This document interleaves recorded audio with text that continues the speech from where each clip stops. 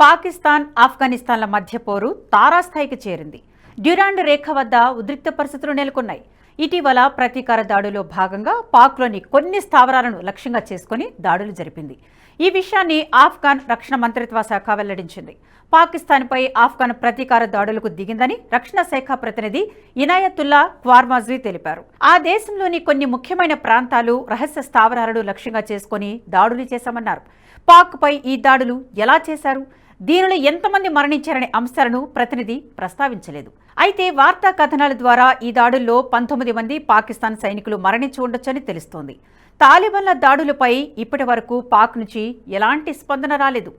ఆఫ్ఘాన్ను తాలిబాన్లు ఆక్రమించుకున్న తర్వాత సరిహద్దులో ఉద్రిక్త పరిస్థితులు నెలకొన్నాయి. కొద్ది రోజుల క్రితం ఆఫ్ఘనిస్తాన్పై పాక్ వైమానిక దాడులకు దిగింది. ఆ దేశంలోని సైనిక స్థావరాలను లక్ష్యంగా చేసుకుని దాడులకు పాల్పడింది. ఈ దాడులు ఇప్పటి వరకు 46 మంది ప్రాణాలు కోల్పోగా పలువురు పరిస్థితి విషమంగా ఉంది. మృతుల్లో చిన్నారులు, మహిళలు కూడా ఉన్నట్లు తాలిబాన్ ప్రభుత్వం వెల్లడించింది. ఈ దాడులకు ప్రతీకారంగానే తాజాగా తాలిబాన్లు పాకిస్తాన్పై దాడులకు దిగారు. అసలు రెండు దేశాల మధ్య ఘర్షణకు కారణమేంటి చూద్దాం.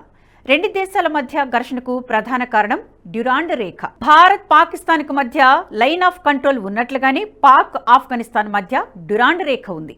పాకిస్తాన్ అవిభాజ్య భారతదేశంలో అంతర్భాగంగా ఉన్న సమయంలోనే బ్రిటిష్ పాలనలో 1893లో ఆఫ్ఘనిస్తాన్తో సరిహద్దును నిర్ణయించారు.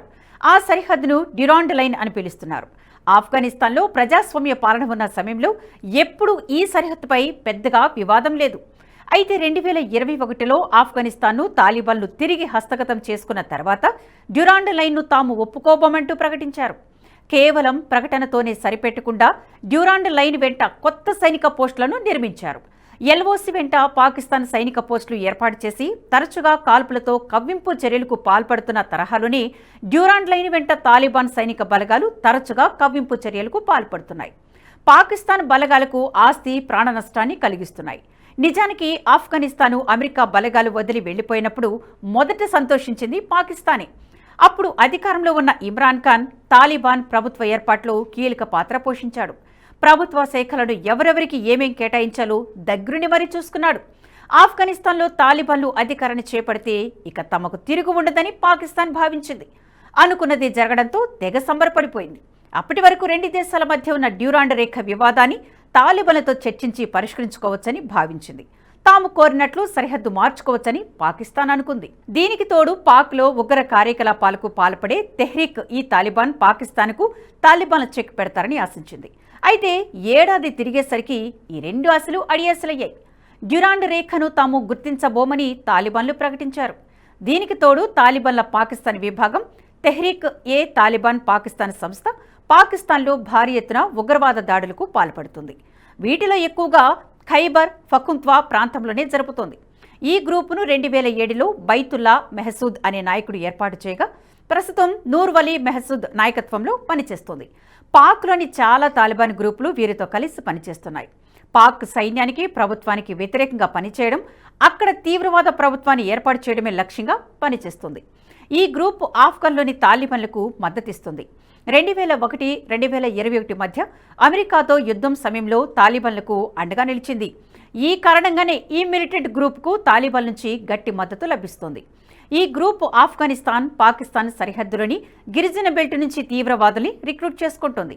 మొదటి నుంచి ఆల్ ఖైదాతో సంబంధాలను కొనసాగిస్తోంది. ఖైబర్ పఖ్తుంఖ్వా కేంద్రంగా ఈ గ్రూప్ పనిచేస్తోంది. అమెరికా నిఘా వర్గాల అంచనా ప్రకారం ఆఫ్ఘనిస్తాన్లో సుమారు 30,000 నుంచి 35,000 మంది టీటీపీ తీవ్రవాదులు ఉన్నారు. వీరు అక్కడ పెద్ద ఎత్తున దాడులకు పాల్పడి పాకిస్తాన్కు నష్టం కలిగిస్తున్నారు. ఇస్లామాబాద్కు చెందిన centre for research and security studies నివేదిక ప్రకారం 2022తో పోలిస్తే 2023లో పాకిస్తాన్లో జరిగిన ఉగ్రవాద దాడుల వల్ల 56% మరణాలు పెరిగాయి. 500 మంది భద్రతా సిబ్బందితో సహా 1,500 మంది మరణించారు. తాలిబాన్ దాడుల్ని అరికట్టాలని పలుమార్లు పాకిస్తాన్ ఆఫ్ఘనిస్తాన్ను కోరింది. ఉగ్రవాద కార్యకలాపాలకు పాల్పడుతున్నారని 5 లక్షల మంది పత్రాలు లేని ఆఫ్ఘాన్ వలసదారుల్ని పాకిస్తాన్ బహిష్కరించడంతో ఇరు దేశాల మధ్య వివాదం మరింత ముదిరింది.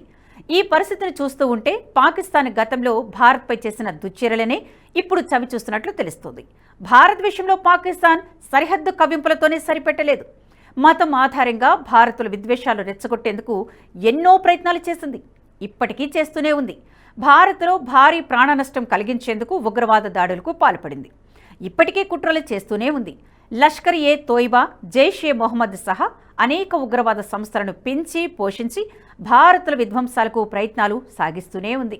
ముంబై నగరంపై సాయుధులైన పాకిస్తాన్ ఉగ్రవాదులు జరిపిన దాడిని యావత్తు ప్రపంచం చూడగా అజ్మల్ కసబ్ను ప్రాణాలతో పట్టుకొని పాకిస్తాన్ కుట్రను భారతదేశం ప్రపంచానికి చూపించింది.